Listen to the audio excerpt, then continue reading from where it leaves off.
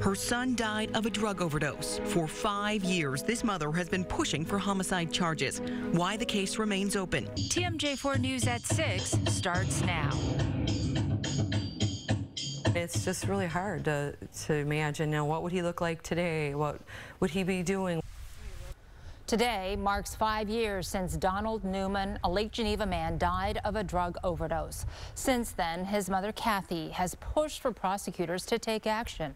She believes the person who gave her son the fatal dose should face charges.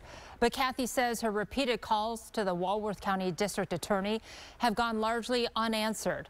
Andrea Albers with our new specialty reporting unit, Lighthouse, took this mother's plea for justice to the DA's office to find out why a charging decision has not been made.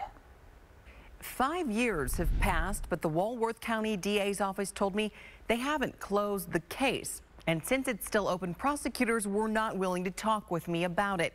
Kathy tells me it's largely the same response she's been getting as well. We've been trying to get a meeting for the last 2 years and nothing. Kathy Galeppo says prosecutors have enough to file charges in connection with her son Donald's death. Oh, definitely. After Donald died, Kathy had an initial meeting with the DA's office in 2022. Her friend Joe Banis was also there. We asked for the homicide charges to be issued. Since then, Kathy says she and her legal team have reached out more than a dozen times, but no answer from the DA. It's pretty simple to return a phone call. I mean, I think it's kind of disrespectful on their part. Something's not right with the situation.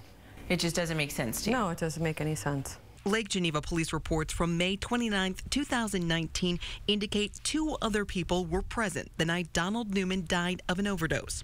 The reports even quote someone who identified the person who gave Donald heroin.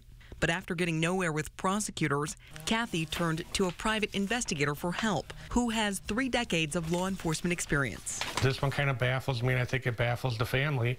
The more people they talk to, that this particular district attorney refuses to prosecute this case for whatever reason. Gary Raymond says he's seen charges come out of similar cases and believes there's reason to prosecute this case too. There's only a small group of people there, and you have someone that's willing to testify that one person gave another a drug and that person passed away because of that drug. It seems pretty simple to me.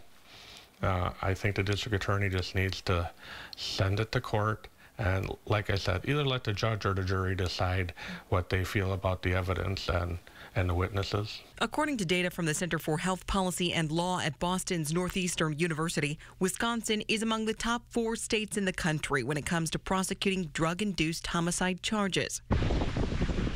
Kathy remains hopeful that Donald's death will spark litigation, even now, 5 years later.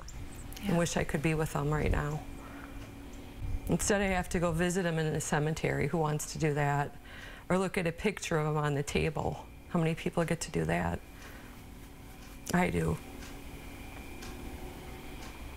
While today is the anniversary of Donald's death, Kathy says there's not a day that goes by that she doesn't think of her son. And for him, she's vowing to continue to push for justice. Andrea Albers, TMJ4 News, Lighthouse.